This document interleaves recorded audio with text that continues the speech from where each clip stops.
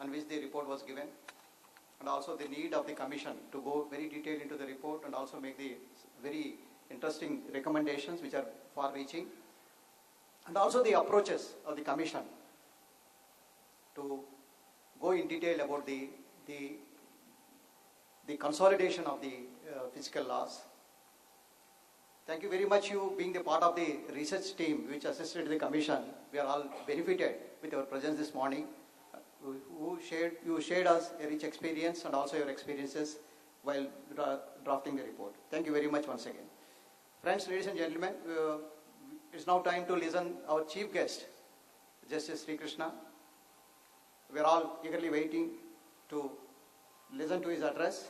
Before I request the Justice, I have a pleasant duty of briefly introducing him to our participants. Justice B.N. Sri Krishna was born in the year 1941. He is a graduate in science, also a law graduate. Later on, he has done his LLM from the Government Law College and University of Mumbai. He stood second in the university. He enrolled as an advocate in the Bombay High Court in the year 1962 and specialized in the field of labor and industrial law. He appeared in a number of cases in the High Court and the Supreme Court, which laid down the fundamental principles of labor law. He has got a deep interest in philosophy, culture, music, and education, which made him a much respected figure in religious, cultural, and educational institutions. He holds MA in Sanskrit from Mysore University, a diploma in Urdu, and a postgraduate diploma in Indian Aesthetics from Mumbai University. He speaks at least 7 languages fluently. He is currently the Vice President of Bharatiya Vidya Bhavan International. He was appointed as an additional judge of Bombay High Court in the year 1990 and was made a permanent judge in the year 1991. His name is synonymous with the Commission of Inquiry he headed to go into the riots and that shook Mumbai in December 1992, January 1993. The report submitted in February 1998 has generated a wide debate in India and abroad. He was appointed as the Chief Justice of High Court of Kerala in the year 2001. He was appointed as a Judge of the Supreme Court of India in the year 2002, the office which he demitted in the year 2006. He was the chairman of the 6th Central Pay Commission. The Justice is currently doing arbitral and consultative legal practice since his retirement as Judge of Supreme Court. He was appointed by the Government of India as the chairperson of the Committee for Consultations on the Situation in Andhra Pradesh to consider the demand of bifurcation of the state of Andhra Pradesh. And the last, very latest assignment was that as the chairperson of the Financial Sector Legislative Reforms Commission appointed by the Government of India. We are fortunate to have the Justice Sri Krishna with us this morning to deliver the inaugural address. Now may I request the Justice to come and deliver the address.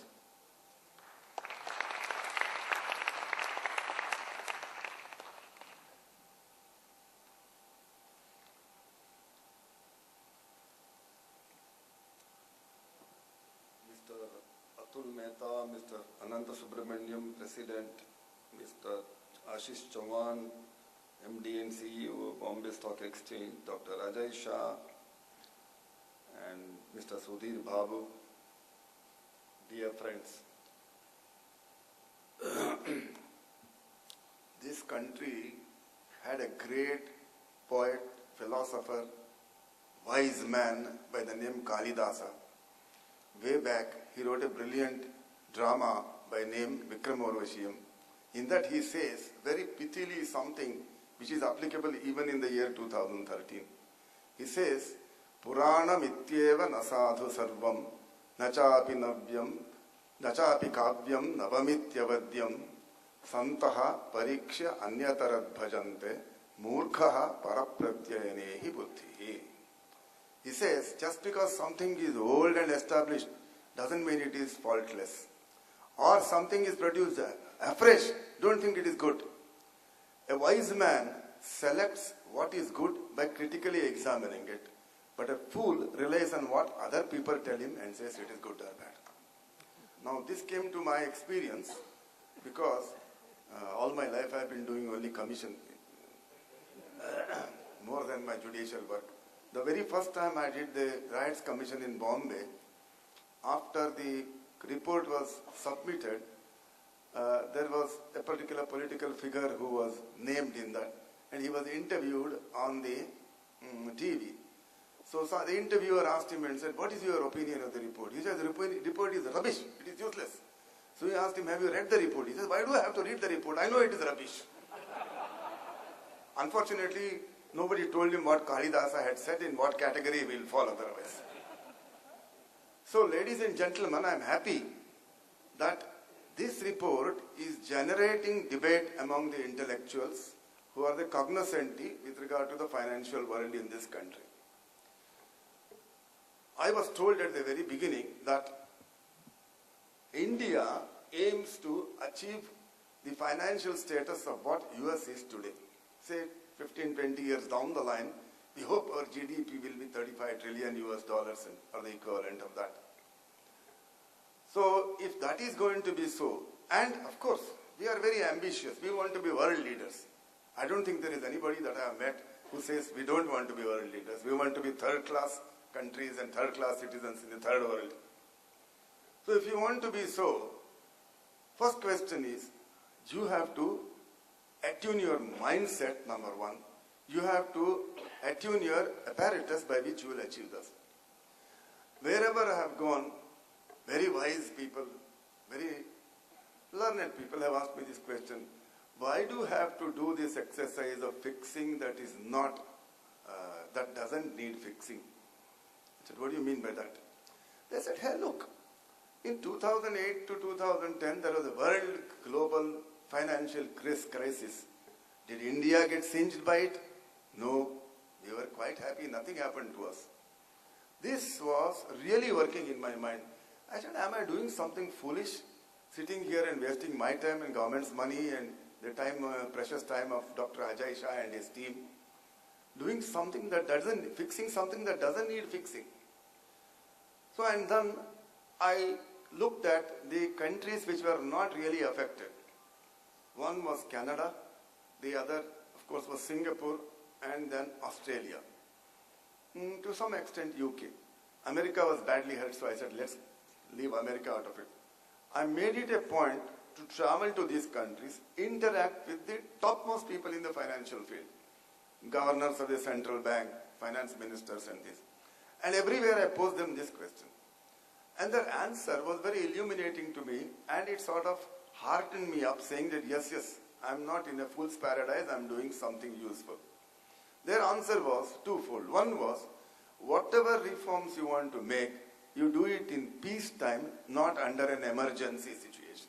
Now, unfortunately in India, the thinking is otherwise. They wait till the water level reaches the nose, thrash about, and allow the water level to go down by 6 inches and say we have survived. This is precisely what has happened in 1990 when all our gold was to be auctioned and we were supposed to be told that you have to be written off the world map.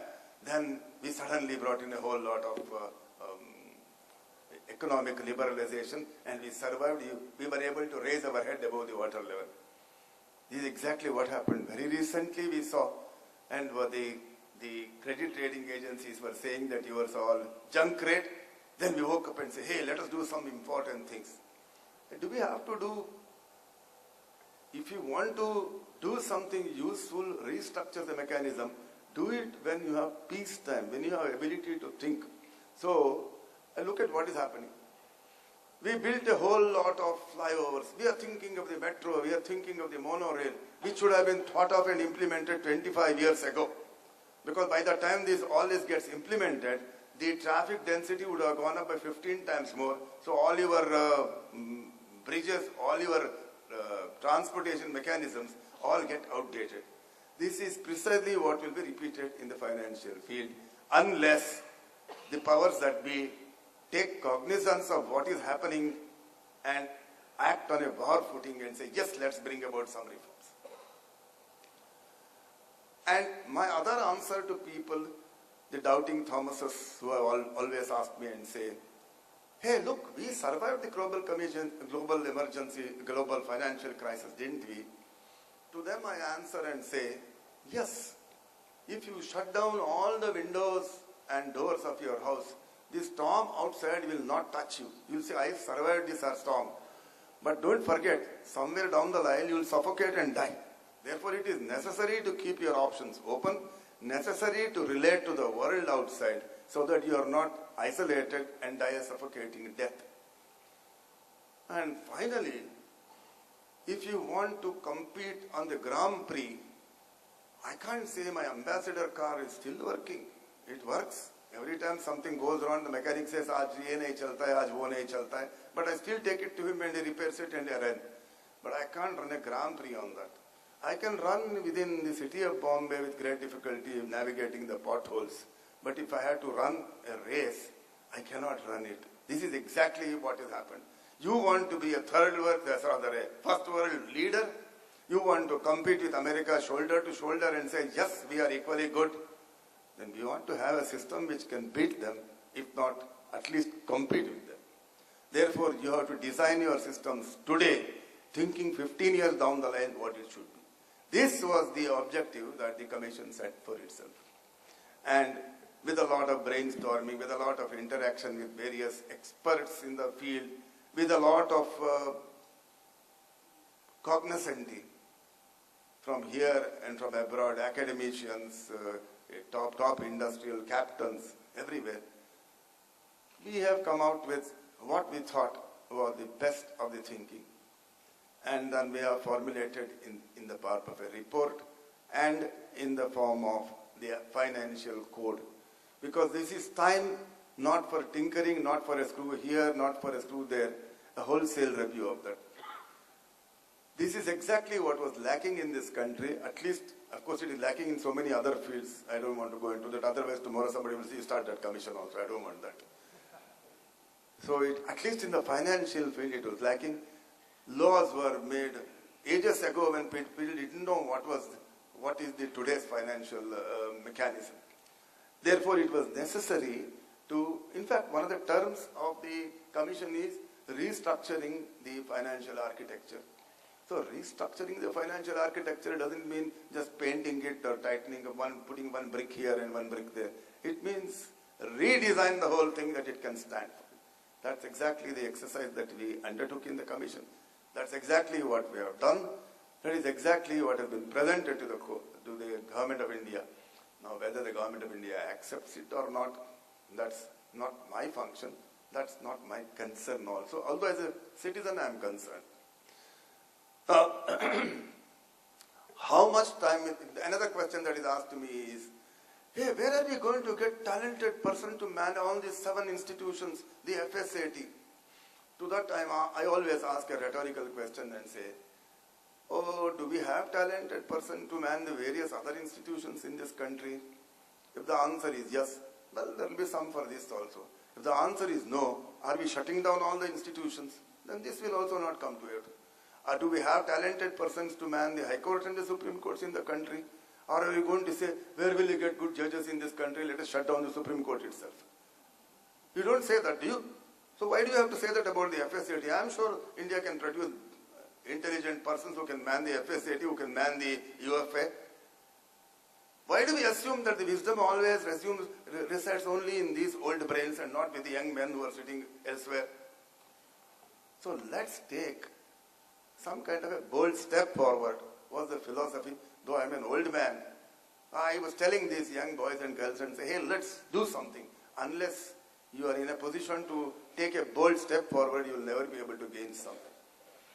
Now, my experience of heading commissions, number of which I have already done, no report was ever accepted by the government, except solitary exception, the pay commission report, promptly accepted. Why? Because everybody got 300% rise. Now, unfortunately, the FSLRC report is not going to produce monetary benefit to anybody, at least in the present foreseeable future. It requires a little bit of change in the mindset. It requires a little bit of hard work. It requires a little bit of sustained effort to produce results in the long run.